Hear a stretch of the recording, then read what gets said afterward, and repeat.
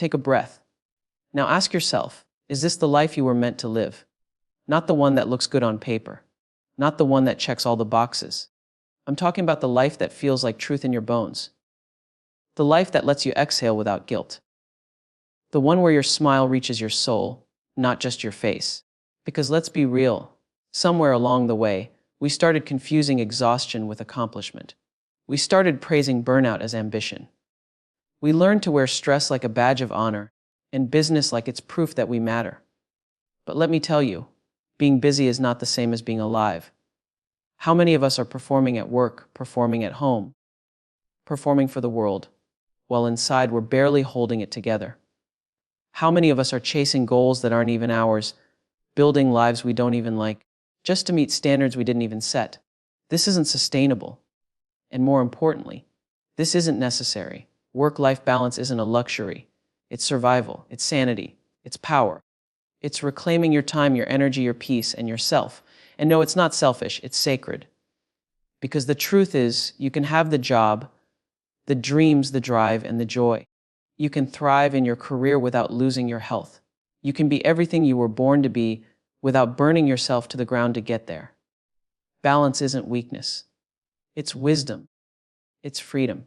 It's saying, I refuse to live a life where success costs me my soul. So if you've been waiting for permission to slow down, to breathe, to choose yourself again, here it is. Not tomorrow, not after the next deadline. Now, because your life doesn't start someday. It starts the moment you stop surviving and start living. Let's talk about how we get there. Let's talk about what it means to finally come home to a life that fits you. 1. Recognize the importance of balance. There comes a moment, sometimes sudden, sometimes a slow unraveling, when you realize that achievement alone doesn't fill you. You've checked the boxes. You've done what you were supposed to do. You worked late nights, early mornings, chased deadlines, chased praise, maybe even chased a dream that wasn't entirely yours to begin with. And yet, you find yourself feeling tired even after sleep. You feel empty, even when everything on the outside looks full. That moment is your soul calling you back home. It's the moment when you realize that success without balance is a recipe for quiet despair. True balance isn't just a calendar issue. It's not about splitting time down the middle like a pie. It's about creating a life that doesn't require you to choose between thriving at work and being whole as a person.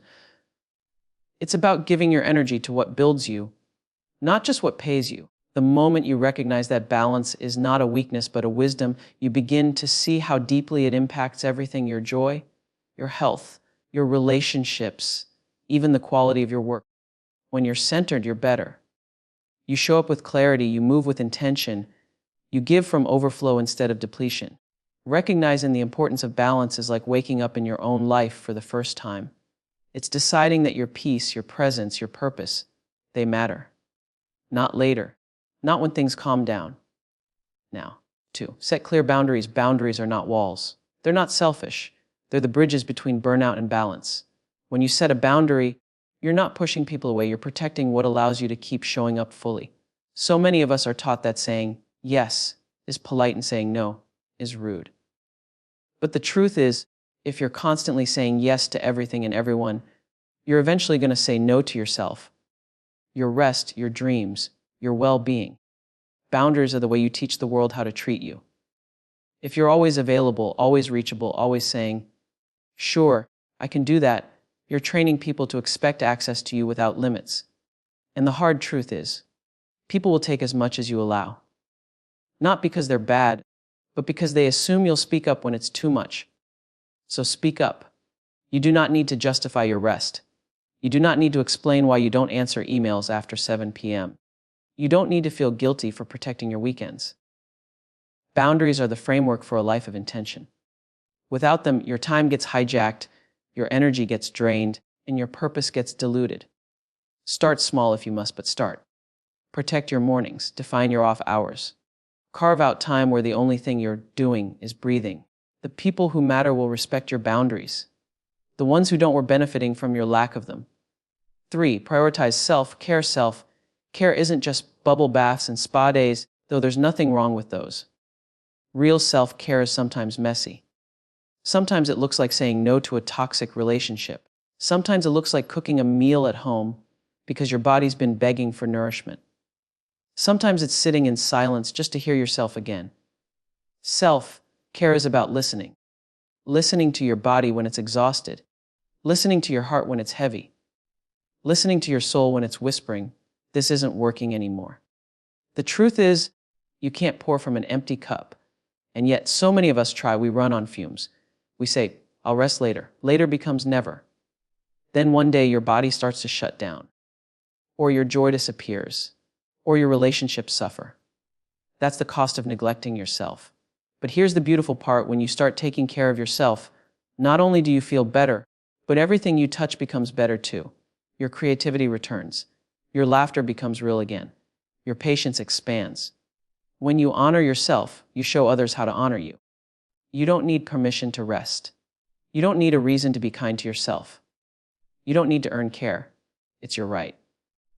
The more you fill yourself up, the more you have to give. Self-care is not a reward. It is a rhythm. Build it in. Protect it like your life depends on it, because it does. 4. Learn to say no. No is a complete sentence. And yet, that's one of the hardest words to say, especially for those of us who have been conditioned to please, to perform, to earn our place at the table. But here's the truth. Every time you say yes to something you don't want to do, you're saying no to something that actually matters to you. You're saying no to rest, no to peace, no to alignment. Learning to say no is one of the most powerful steps toward balance you can take. It's not about being rude, it's about being real. Real about your limits, real about your priorities, real about the fact that your time and energy are not infinite. When you say no, you make room for the deeper yes. The yes to your purpose, the yes to your family, the yes to your mental health, the yes to the version of you who knows that being everything to everyone is a path to being nothing to yourself. The people who truly value you won't leave because you say no. They'll respect you more. And those who don't, let them go. Every no you say to someone else is a yes to you. Practice it. Honor it. Say it without the guilt, without the explanation. You don't owe anyone access to you just because they asked. You owe it to yourself to choose wisely where your energy flows. 5. Make time for what matters. We spend our days moving fast. Too fast. Rushing from one meeting to the next, multitasking while eating, answering emails during dinner, constantly on and constantly available, but rarely present. And the tragedy is that while we're busy doing everything, the things that truly matter, the people we love, the experiences that light us up, the quiet moments that ground us, slip by almost unnoticed. When we look back, we won't remember how many emails we answered or how packed our calendar was. We'll remember the laughter around the dinner table. We'll remember the late night talks with people we love. The sunrise we actually watched. The book we got lost in. The hand we held in a moment of stillness. That's what life is made of, those small, sacred moments. And the truth is, they don't happen on accident. You have to make time for what matters. That won't come knocking. It won't wait around until you're done with work. You have to choose it intentionally. That might mean putting your phone away during dinner. It might mean scheduling a weekly walk with a friend. It might mean declaring Sundays sacred and non-negotiable. It doesn't have to be grand. It just has to be real. The people in your life, your kids, your partner, your parents, your closest friends, they don't want your leftovers. They want your presence. And you need that too. Because when your days are rich with meaning, your work becomes less of a burden. You're not just surviving anymore, you're living. 6. Be fully present. Presence is a superpower. In a world where everyone's distracted, where attention spans are shrinking, and multitasking is mistaken for mastery, presence is radical. It's revolutionary. It says, I am here. I see you. I am listening. And that's not just powerful for others. It's healing for you. Because when you are fully present, you step out of the anxiety of the future and the regret of the past. You come back to now. And now is where life actually happens. How many moments have passed you by while you were thinking about the next thing? How many conversations have you nodded through without really hearing the other person? How many meals have you eaten without tasting them? Presence is what turns ordinary into extraordinary. The cup of tea becomes a ritual. A conversation becomes a connection. A walk becomes a meditation. And here's the thing, presence isn't something you have to earn. You just have to practice it. Put down the phone. Look someone in the eye. Feel the air on your skin. Take a breath and actually feel it fill your lungs. These small acts bring you back to yourself. Presence doesn't mean perfection. It doesn't mean you're always calm or serene. It means you're awake, you're engaged, you're alive. And when you live with presence, balance becomes more than a goal. It becomes a way of being. 7. Let go of guilt. Guilt is one of the most common thieves of peace. It sneaks in when you rest. It whispers in your ear when you say no. It tells you you're being selfish for prioritizing yourself. But let me tell you something. Guilt is not always a sign that you're doing something wrong. Sometimes it's a sign that you're doing something different. Something healthy. Something new. And that new thing, it feels uncomfortable because you're not used to it. You're not used to resting without earning it. You're not used to saying, I need a break, without apology. You're not used to putting yourself on the list, let alone at the top of it. But guilt is not your compass. It's not the truth teller you think it is. Often, it's just the residue of old programming passed down from a culture that values productivity over peace. Let it go. Let go of the guilt that creeps in when you're not doing. Let go of the guilt that tells you rest is laziness. You are not a machine.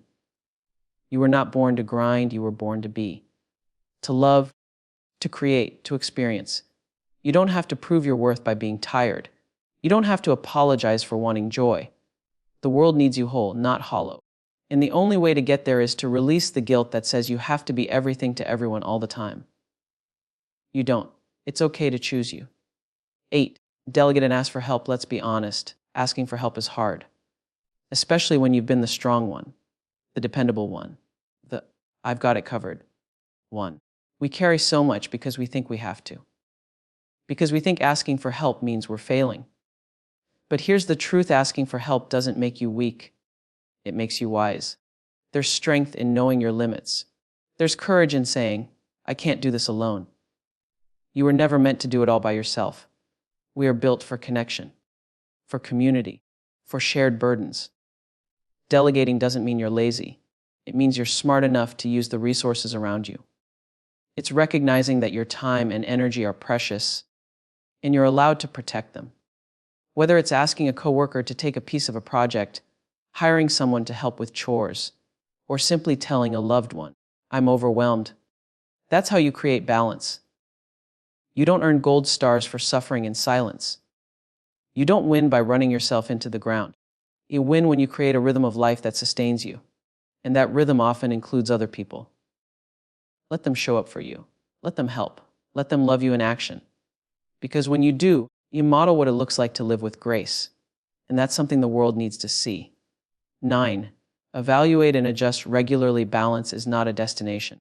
It's not something you arrive at once and then live in forever. It's a practice, a moving target, a dance. Life changes, and your balance must change with it. What worked for you last year, even last week, might not work today. And that's okay. You're allowed to evolve. In fact, you're meant to. That's why regular self-check-ins are essential. Ask yourself, what's working? What's draining me? What needs more of my attention? What needs less? Give yourself permission to pause, to pivot, to try something new. So many people stay stuck in unbalanced routines simply because they're afraid to make changes. But real alignment requires adjustment. Sometimes it means scaling back at work to care for your health. Sometimes it means saying yes to more opportunities because your season has changed. Either way, listen to your life. It's always speaking. If you feel exhausted, uninspired, overwhelmed, it's not just a bad week. It's a sign that something needs to shift. Don't wait until you're on the edge of burnout to make a change. Pay attention now. The most balanced people aren't the ones who have it all figured out. They're the ones who stay aware. They course correct often. They give themselves grace. And they keep choosing what serves them again and again. 10. Define success for yourself. This might be the most important piece of all. Because until you define success on your own terms, you will forever chase someone else's version of it, and you'll never feel fulfilled. We're raised in a culture that tells us what success looks like: the title, the paycheck, the car, the house, the followers, the fame. But none of that guarantees peace. None of that guarantees joy. And if you're climbing a ladder that's leaning against the wrong wall, you're not successful. You're just tired. So take a breath and ask yourself, What do I really want? What does success feel like for me, not just look like? Maybe success for you is freedom. Maybe it's time with your kids. Maybe it's creating something meaningful. Maybe it's balance itself. Whatever it is, own it. Claim it. Build a life around that. Because once you stop living by someone else's measuring stick, you become free. Free to make choices that align with your values. Free to say no without fear. Free to rest without guilt. Success is not one size fits all. It's not a number in a bank account or letters after your name. Success is waking up in the morning and feeling good about your life. Feeling whole. Feeling you. That's the kind of success that sustains. That's the kind of success that doesn't burn you out. It builds you up. So here we are. We've talked about the grind. We've talked about the guilt. We've talked about saying no, setting boundaries, asking for help, letting go, showing up, and breathing again. But more than anything, we've talked about coming back to yourself. Because balance isn't a perfect split. It's alignment. It's not about doing everything. It's about doing what matters most. It's about creating a life where your spirit can rest, your soul can breathe, and your dreams can grow without destroying you in the process. And listen, this isn't easy. This takes work. This takes courage. This takes unlearning everything the world taught you about what it means to make it. But I want you to remember something deep in your bones. You are not here to prove. You are here to live. You are not a machine. You are a miracle. You do not owe anyone burnout to be seen as valuable. You were already enough before the world ever told you to hustle. Success is not just about how far you go. It's about how whole you are when you get there. So choose peace over pressure. Choose rest without apology. Choose you again and again and again. Because when you are balanced, when you are centered, when you are well, you don't just survive. You shine. You elevate everyone around you. You become the permission slip others were waiting for. You lead with clarity.